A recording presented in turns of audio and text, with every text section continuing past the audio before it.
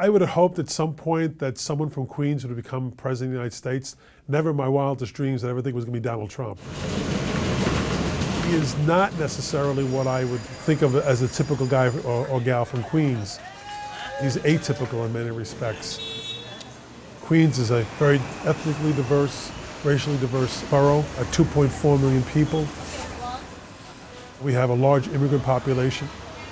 About 60% of the people in my district weren't born in the United States, weren't born in Queens.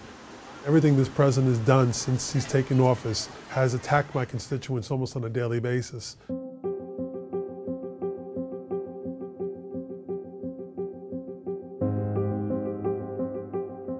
I'm from the community of Woodside, Queens, New York. Woodside was an enclave in the western portion of Queens County. It was a very rich cultural neighborhood, one where you knew your neighbor, you cared about your neighbor. And Donald Trump came from Jamaica Estates, a much more Tony community. It had lots of tree-lined streets, big houses. It'd be about 4 miles away, but it really was the other side of the tracks to the Trump family, I'm sure. It really is a tale of two guys from Queens, two very different Queens counties. In Woodside, it was a very diverse community, mostly middle class, working blue-collar folks. My dad was a New York City cop and had gone to law school at night on the GI Bill.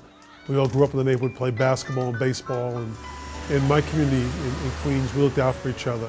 We weren't successful unless we were all succeeding. I think in Donald Trump's world in Queens, you succeeded by taking success from others. It really was a very divergent life, I think, that he led in comparison to my own. I think his community was much more exclusive, much more wealthy community, more isolated community, I think, as well, in terms of the real world experience that I think we had. I'm very proud of being a guy from Queens. I wear it as a badge of honor down in Washington. I don't really know of the president like that, of Donald Trump like that. Never heard him speak in that positive kind of way or his experiences in Queens County. What I know about them is that he and his father were involved in race baiting and redlining when it came to renting in Brooklyn. But I think it is in line with a lot of what we hear from the president, especially when it comes to the issue, I think, of the rise in white supremacy and saying that there are good, decent people on both sides of this issue. There aren't.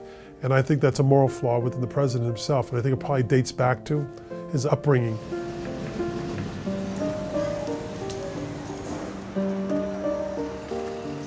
What the president ought to do is try to relate more to that sense and understanding of his own upbringing and the people that I think helped make him who he is today.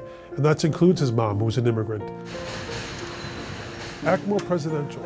Act like someone from Queens who understands the daily grind of living. Act like someone who has some empathy towards people who are making ends meet. We should try to make our country a more stable country and not one that is so chaotic right now. That's the message I would send from a guy from Queens to another person from Queens.